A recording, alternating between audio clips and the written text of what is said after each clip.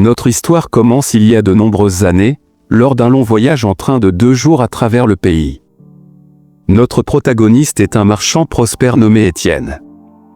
Étienne ne transportait pas seulement des bagages, il transportait le travail de toute une vie, une petite sacoche de velours discrète remplie de diamants taillés brillants, extraordinairement rares.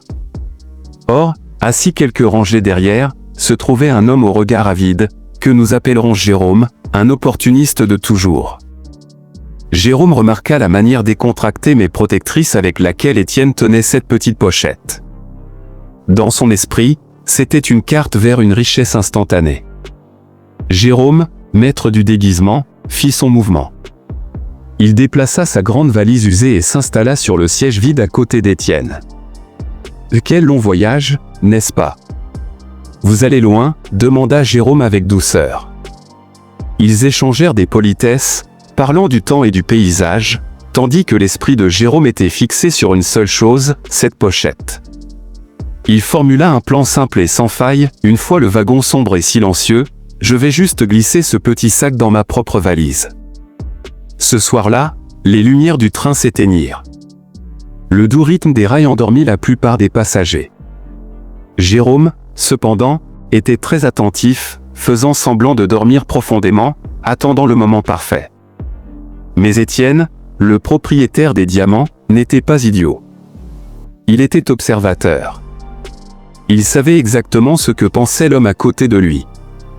Il attendit que la respiration de Jérôme soit profonde et rythmique, un vrai signe de sommeil. D'un mouvement silencieux et fluide, Étienne se pencha, ouvrit doucement la grande valise tentante de Jérôme et y glissa sa pochette de diamants. Ensuite, Étienne se rassit simplement et se permit enfin de se reposer. Vers 2 heures du matin, les yeux de Jérôme s'ouvrirent brusquement. C'était le bon moment. Il tâtonna subtilement pour atteindre le sac d'Étienne. Il palpa à travers les vêtements. Rien. Étrange. Il vérifia à nouveau, frénétiquement, vidant tranquillement le contenu du sac. 0. Rien. Nada. Où cela pouvait-il être ? Confus et frustré, il abandonna à 4 heures du matin, s'abandonnant à un sommeil agité. Juste avant l'aube, Étienne récupéra nonchalamment sa pochette du sac de Jérôme et la remit dans le sien. Le lendemain, Jérôme était silencieux, ruminant. Il se dit qu'il avait dû être trop lent ou avait manqué quelque chose de crucial la première nuit. « Pas ce soir », jura-t-il. Il se coucha tôt, déterminé à être le premier à se réveiller. Et, tout comme auparavant, Étienne attendit. Une fois Jérôme complètement endormi, Étienne répéta la manœuvre, la pochette dans le sac du voleur. Plus tard cette nuit-là, Jérôme se réveilla, poussé par sa mission. Il se jeta sur le petit sac d'Étienne. Il l'ouvrit, fouilla chaque coin, chaque poche, plus agressivement cette fois. Toujours vide. C'est impossible. Il chercha jusqu'à ce qu'il tremble de rage et de confusion, puis s'effondra pour se rendormir, vaincu. Et, bien sûr, avant le lever du soleil, Étienne récupéra son trésor du coffre-fort inattendu qu'était la valise de Jérôme. Le train siffla finalement jusqu'à l'arrêt au terminal. Étienne descendit sur le quai, récupéra sa valise et commença à s'éloigner. Jérôme se précipita hors du train et le poursuivit, désespéré, essoufflé.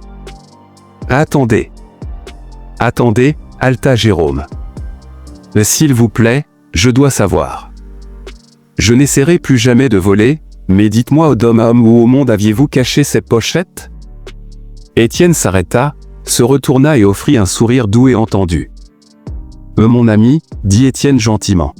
« Vous avez passé 2 jours à chercher partout sauf là où cela importait. Si seulement vous aviez regardé une seule fois dans votre propre sac, vous l'auriez vu. Pendant tout ce temps où vous cherchiez un voleur, vous étiez, en fait, le gardien involontaire de la chose même que vous cherchiez.